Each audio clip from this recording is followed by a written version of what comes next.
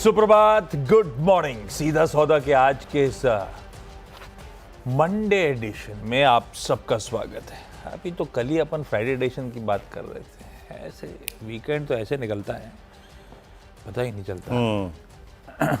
पता चला क्या आपको? वो जितनी वो इतनी नींद का वो क्या कहते हैं लैक ऑफ स्लीप था, वो वैसे का वैसे ही रह गया वीकेंड में। पता ही नहीं चला वीकेंड कहाँ चला गया। वो तो रह गया, लेकिन यहाँ पर दिल्ली एनसीआर में ह्यूमिडिटी बहुत थी आज, गजब। मतलब बारिश नहीं हो रही, सैटरडे संडे, अब आज सुबह बारिश हुई। दिल्ली एक बार ढंग से बरस जाएगा तब वो निकलेगी जमीन की गर्मी। हाँ, तो बीच बीच में मतलब गजब ह्यूमिडिटी थी। आप जहाँ दरवाजे से बाहर निकले और माथे पे पसीना।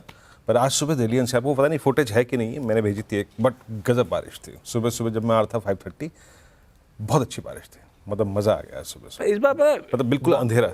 इस बार मुंबई में नहीं हो पा रही। मतलब बारिश तो हो रही है, वो आ रही है 2-4 मिनट खूब तेज निकल के चली जा रही है। वो मुंबई टाइप होती है ना, वो जो 1 दिन 2 दिन परेशान कर दे आपको, पानी भरे, वैसी हो नहीं रही अभी तक। अब जुलाई प्रोग्रेस कर गया काफी ज्यादा। अब तक बारिश का वैसे मूड फरवर दिख नहीं रहा है।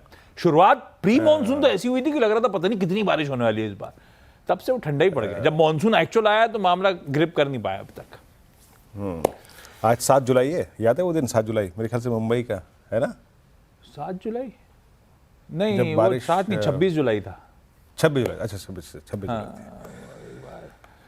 खैर वो दिन तो नहीं दिखाए, लेकिन ठीक है। पर बारिश अब तक ठंडी है मुंबई की। खैर मूड आपने देख लिया स्क्रीन पे, एकदम फ्लैट ओपनिंग के इंडिकेशंस हैं, फ्लैट ग्लोब का मूड है। आज शाम को जाके यूएस का ट्रेड रिज्यूम हो रहा होगा एक लॉन्ग वीकेंड के बाद। तो देखते हैं, बहुत सारे बड़े इवेंट्स खड़े हुए हैं, इसीलिए शायद इस तरह का क्वेश्चन का डोज पिछले हफ्ते से कंटिन्यू कर रहा है। वीरू, मूड कैसा, टीम कैसी? देखिए आशीष, आज मैंने थोड़ी सी खबरों पर सर्कमस्टेंसेस पे बनाई है, यानी it's a typical combination of news flow, quarterly updates and technicals. लेकिन इंडेक्स अभी प्रेशर में है। शुक्रवार का लो डिफाइंड था 10 डे में। स्थिरता, शॉर्ट कवरिंग, स्ट्रेंथ तब आएगी जब आप 25,550 के ऊपर निकलेंगे। वो एज ऑफ नाउ नहीं है। बट मैं शुरुआत करता हूँ टीम की। और देखिए, एक बात अच्छी थी कि बैंक निफ्टी और की critical stock futures with in bank Nifty, उन्होंने एक स्ट्रॉन्ग रिवर्सल दिया। निफ्टी बैंक ने 57,000 को रीगेन किया। मैं आता हूँ बैंकों में सबसे स्ट्रॉन्ग बैंक पर। अब स्ट्रेंथ पे अगर आप फोकस कर रहे हैं तो स्ट्रेंथ पे ही फोकस कीजिए। देखिए, श्योर कुछ नहीं है आज के सेशन में, क्योंकि अभी हम 20 डे को सिर्फ एक दिन छू के आए हैं। तो प्लीज स्टैट्स पर नजर रखिए, लेवल्स पर नजर रखिएगा। पहला स्टॉक लेके आइए AU small finance bank. Nifty bank का लो था 20, रीगेन किया 57,000। एयू स्मॉल फाइनेंस बैंक, अगर आप इसको रीड करें, 16 अप्रैल से लेकर अब तक कभी भी 10 डे के नीचे क्लोज नहीं दिया, और गया है इंट्राडे में तो 20 डे से रिवर्सल ले लिया। इसने शुक्रवार को वही किया, 10 डे से रिवर्सल लिया विद बिट ऑफ बाइंग। याद रखिएगा, विद बिट ऑफ बाइंग। तो I am not sure, but ये 10 डे से रिवर्सल देता है। सो अगर ये 822 के ऊपर 820 के ऊपर ट्रेवल कर रहा है तो ये स्ट्रेंथ दिखाएगा। तो आप एयू स्मॉल फाइनेंस पे नजर रखिएगा। The strongest structure in entire banking space, पहली चीज। और दूसरा है डाबर। अभी कंचन ने कुछ देर पहले आपको क्वार्टरली अपडेट्स के बारे में समझाया। मुझे प्राइमा फेसिया डाबर के चार्ट्स भी अच्छे लगे और क्वार्टरली अपडेट भी अच्छा लगा। और एक और चीज़, शुक्रवार को जब आशीष ने अपनी टीम में मैरी को रखा था, क्वार्टरली अपडेट्स के बाद पूरा एफएमसीजी ने एक रिवर्सल जनरेट किया था। शॉर्ट कवरिंग थी, 1.25% ओआई शेड हुआ, लेकिन महत्वपूर्ण क्या था चार्ट पे? फर्स्ट टाइम पोस्ट 3 अक्टूबर डाबर ने एक क्लोज दिया क्वार्टरली अपडेट से पहले above 100 day exponential moving average with immense short covering. तो अगर ये 490 ऊपर के 5 के ऊपर सस्टेन कर रहा है, then it will prepare for 509। वो क्या है? 200 एमए का जोन। तो पहला स्टॉक आशीष, स्ट्रेंथ, और दूसरा reversal candidate post quarterly updates. Ashish. अच्छा, मैं फंसा हुआ था स्टॉक्स इन न्यूज में। अगर मतलब ऐसे स्टॉक लेने जहां पे कोई ना कोई रीजन है, तो उसमें सबसे प्रोमिनेंट तो इंडसइंड बैंक था, पर उसको कलर देना बड़ा मुश्किल हो रहा है मेरे लिए। अब आप, मैं लेके ग्रीन जा रहा हूं, मैं समझाता हूं क्यों। पर पता है, अब अपडेट कमजोर है। पहले अपडेट बताता हूं आपको क्या है इंडसइंड बैंक के। नेट एडवांसेस साल दर साल 4% गिरे, क्यू ऑन क्यू 3% गिरे। डिपॉजिट साल दर साल 0.3% गिरे, क्यू ऑन क्यू 3.3% गिरे। तो सब कुछ गिरा, एडवांसेस भी कम सुस्त पड़े हुए हैं, डिपॉजिट्स भी गिरे। पर एक बात समझो, जिस क्वार्टर से हम गुजर के आ रहे हैं, मैं और वीरू होते तो आई एम श्योर अगर इस बैंक में डिपॉजिट होते तो हम निकाल रहे होते डर के मारे। पर ऐसा जनरल मूड नहीं है। इतने वर्स्ट क्वार्टर में इंडसइंड बैंक के साथ इतना कुछ हुआ, उसके बावजूद लिमिटेड आउटफ्लोज हैं। जो वर्स्ट फेज था उसमें लार्जली डिपॉजिट साल दर साल इंटैक्ट हैं बैंक के। ये अपने आप पे इंकरेजिंग सिग्नल है कि वो रन फॉर मनी, ऐसा नहीं है कि लोगों ने पैसा निकाला हो। भाई मैं भी सोचता है एक बार, जबकि पता है कि एक्स अमाउंट तक तो सरकार की बैकिंग है, लेकिन लोगों का मतलब भरोसा बना। आंकड़े अपने आप में पस्त हैं, लेकिन बहुत ज्यादा आउटफ्लोज नहीं हुए हैं, डिपॉजिट्स इंटैक्ट हैं लार्जली, एडवांसेस नहीं होंगे, धंधा अभी नहीं, अभी तो अपने घर को इन ऑर्डर रखने की जरूरत है। तो वो खराब क्वार्टर में आंकड़े बुरे नहीं है। इस तरह से देखो आप, एक पेंच फंसा हुआ है नए सीईओ साहब का नाम। अब वो अटकलें लगी हुई हैं, शॉर्टलिस्ट करके ये हो गया, ये होगा, वो एक बार क्लैरिटी आएगी और बढ़िया नाम सामने आ गया तो शायद स्ट्रीट का थोड़ा सा भरोसा बढ़ना शुरू हो। पर हाँ, इंडसइंड बैंक में अभी ये भी नहीं हो सकता कि एकदम से आने वाले 1-2 क्वार्टर्स में एकदम से मोबिलाइजेशन शुरू हो जाए, डिपॉजिट मोबिलाइजेशन स्ट्रांग होने लगे। अब वो थोड़ा सा साख बनाने में टाइम लगना है। और एक रिपोर्ट जो पहले आई थी बिल्कुल एप्ट थी कि पुराने रन रेट तक पहुंचना इसके लिए अब नेक्स्ट टू, अब इम्पॉसिबल तो नहीं कहूंगा, बहुत चैलेंजिंग हो गया है। तो आप सोच रहे हो कि पुरानी ग्रोथ पटरी पे आ जाएगी आने वाले 3 क्वार्टर 1 साल में, ये बहुत अनलाइकली सिनेरियो है। नए ग्रोथ आंकड़े रीसेट करने पड़ेंगे आपको इसके लिए। अभी किस हद तक भाव में कहना मुश्किल है मेरे लिए, क्या भाव में बाजार डाइजेस्ट कर रहा है, क्योंकि ब्रोकरेजेस आई एम श्योर जब आज रिपोर्ट्स आएंगी डिवाइडेड नजर आएगी इंडसइंड बैंक को लेकर। कईयों को वैल्यूएशन अट्रैक्टिव लग रहे होंगे, कईयों को अनसर्टेनिटी का सरदर्द दिखाई दे रहा होगा। तो आप कलर देना बड़ा मुश्किल है। जब मैं कह रहा हूं मुश्किल है तो आप स्टॉक से बस दूरी रहिए, लेकिन रडार पे रखिए। मैं लेकिन अपडेट्स को बुरा नहीं मान रहा हूं, इसीलिए ग्रीन लेके चल रहा हूं अपने आप में, लेकिन पस्त अपडेट्स। खैर, ये तो इंडसइंड बैंक की चर्चा हो गई। दूसरा था टाटा स्टील। टाटा स्टील लेने का बहाना ये था, लार्जली एक खबर आई थी, लेकिन खबर ज्यादा मीनिंगफुल नहीं है, मैं बताऊंगा क्यों। लेकिन ग्लोबल अनसर्टेनिटी बहुत ज्यादा है, अभी तक टैरिफ फ्रंट पे कुछ हो के नहीं दे रहा है। तो अब वो डेडलाइन के बाद क्या होगा, ये होगा, वो अनसर्टेनिटी लिंगर करेगी। तो ग्लोबल कमोडिटीज के लिए भी सरदर्द। अभी थोड़ी देर पहले रवि देवरा आए थे, क्यों क्रूड, क्यों नेचुरल गैस, सब दबाव होगा। ये अनसर्टेनिटी है जो अक्रॉस एसेट क्लासेस नजर आएगी आपको। अब ये भी हो सकता है अनसर्टेनिटी भी एकदम से कोई खबर आ गई, ट्रेड डील किसी की बढ़िया, ये वो डिमांड इंप्रूव हो जाएगी, ऐसा लगने लगेगा, तो सब तस्वीर बदल जाएगी। लेकिन एज ऑफ नाउ थोड़ा सा कंसर्न है इसीलिए। खैर, इनके लिए खबर ये थी कि जयपुर के office of deputy director of mines से एक डिमांड लेटर रिसीव करा है। इन्होंने जो मिनरल्स डिस्पैच करे थे उसमें एक शॉर्टफॉल का असेसमेंट है इनकी सुकिंदा क्रोमाइड ब्लॉक से। शॉर्टफॉल के चलते जो एग्रीगेट डिमांड आई है वो 1902 करोड़ रुपए की है, कि सेल वैल्यू का जो शॉर्टफॉल क्वांटिटी में आया था उसका अप्रोक्सीमेशन करके रखा है। अब इस डिमांड को बट ऑब्वियस से चैलेंज करेगा टाटा स्टील, इसीलिए अभी ifs and but legal remedies तलाशेगा यार। पर हाँ, एक लिंगरिंग कंसर्न था, इसलिए मैंने लाल कर दिया। वीरू, अगले दो। देखिए, अगला दो है मेरा स्ट्रेंथ, दीवीज लैब। एक्यूट स्ट्रेंथ, शुक्रवार को कोलैप्स होते हुए बाजार में भी, रिकवर होते हुए बाजार में भी स्ट्रेंथ कायम रही। 6906 पे ऑल टाइम हाई पे क्लोज हुआ। बाइंग भी ठीक ठाक है, बहुत मेगा बाइंग नहीं है, बट ठीक ठाक है, 0.54%। बट बड़ी बात जानते क्या है कि मेरे हक में है, फ्लैग का ब्रेकआउट अभी भी काम कर रहा है। फार्मा और हेल्थ केयर स्पेस ये अच्छा कर रहा था शुक्रवार को भी। देखिए, 6900 पे भी पुट राइटिंग विजिबल नहीं है, 6800 पे है, यानी अब 68-20, 68-50 के ऊपर जब तक है स्ट्रेंथ परसिस्ट करेगी। बाकी फ्लैग का ब्रेकआउट बहुत अच्छा बड़े टारगेट दे रहा है, उस पर मैं टिप्पणी नहीं करूंगा, बट प्लेसमेंट लुक स्ट्रॉन्ग।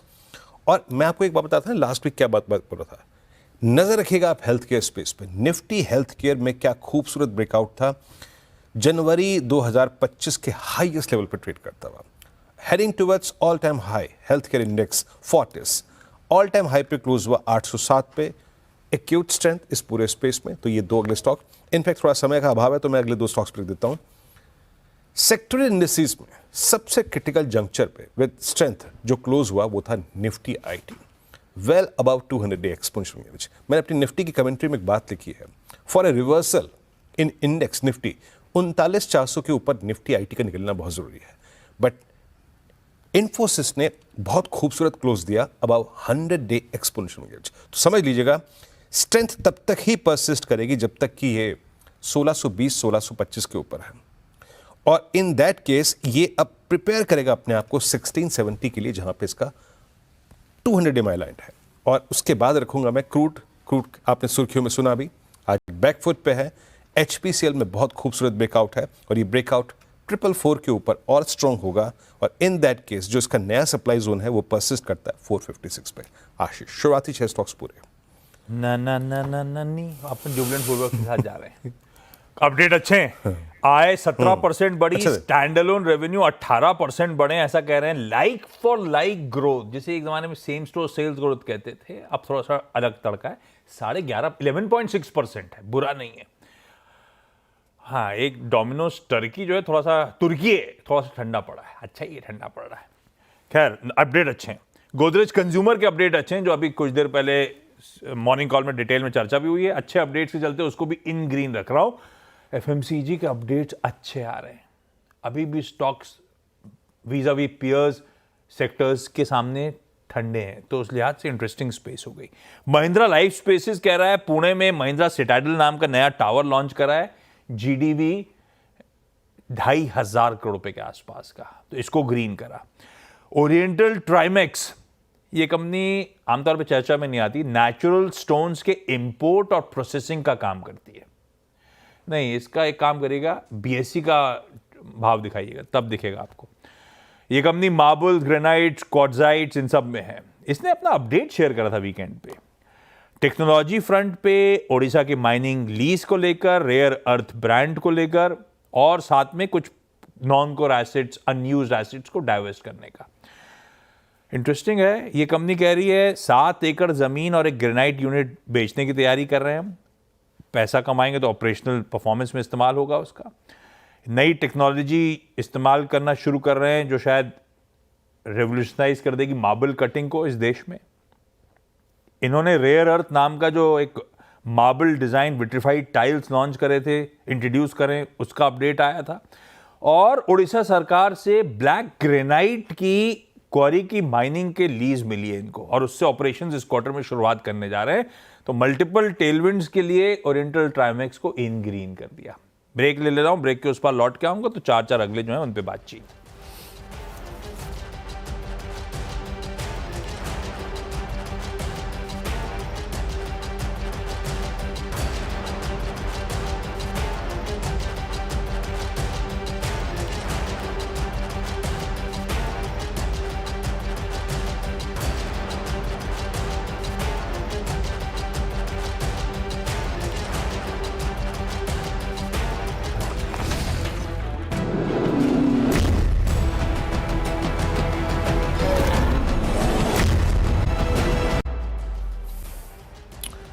स्वागत है कार्यक्रम में एक बार आपका फिर से।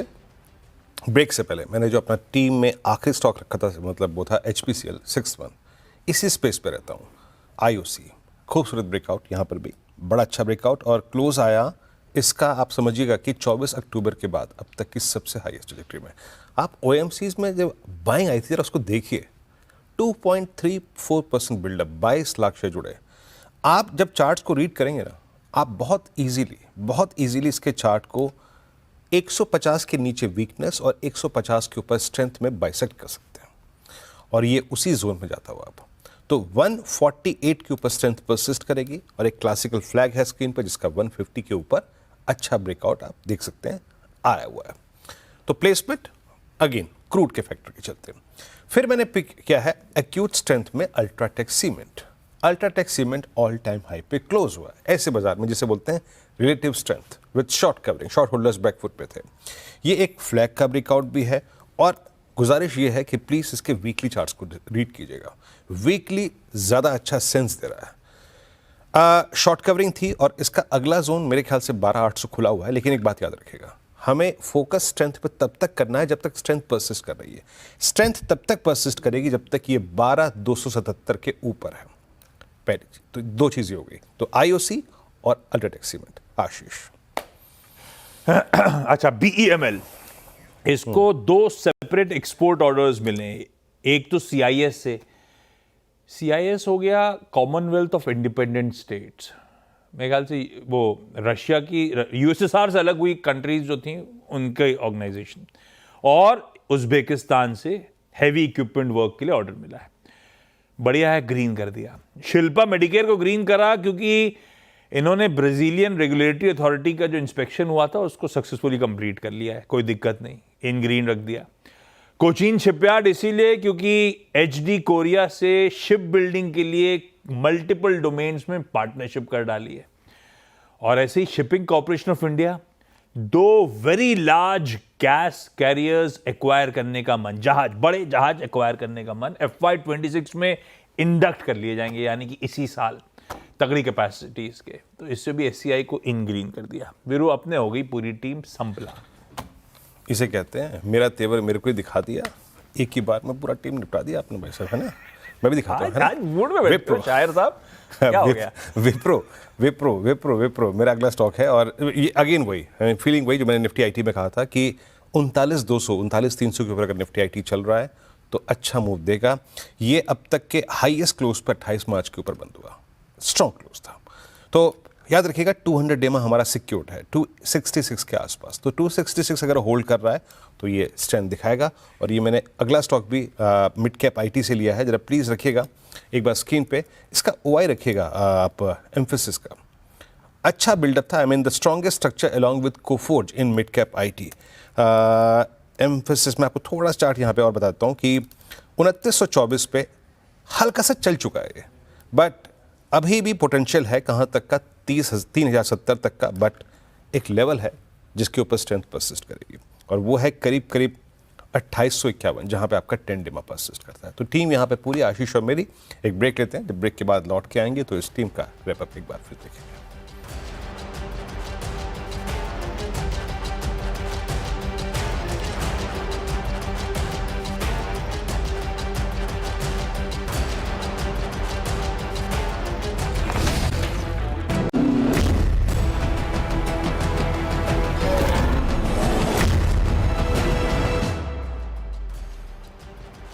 स्वागत है कार्यक्रम में। और मेरी टीम इस प्रकार है। EU small finance bank Nifty ने जो 57,000 के लेवल को रीगेन किया था, सबसे स्ट्रॉन्गेस्ट बैंक पिक किया। बाकी डाबर क्वार्टरली अपडेट्स के बाद हनीरिमा के ऊपर क्लोज।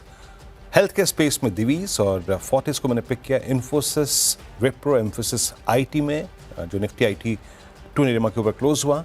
और क्रूड का फैक्टर HPCL, IOC और UltraTech cement all time high पे, एक्यूट स्ट्रेंथ। आशीष ओके, मेरी 10 की टीम भी आपकी स्क्रीन पर अलग अलग रीजन से चलते लार्जली हरे। इंडसइंड बैंक थोड़ा सा डाइसी, इन ग्रीन लेके तो जा रहा हूं, लेकिन आप वॉच पे रखिएगा बस। Jubilant, Godrej consumer, Mahindra life spaces, oriental, Trimex, BEML, Shilpa Medicare, Cochin shipyard और SCI रीजन स्पेसिफाइड है, ये सब इन ग्रीन।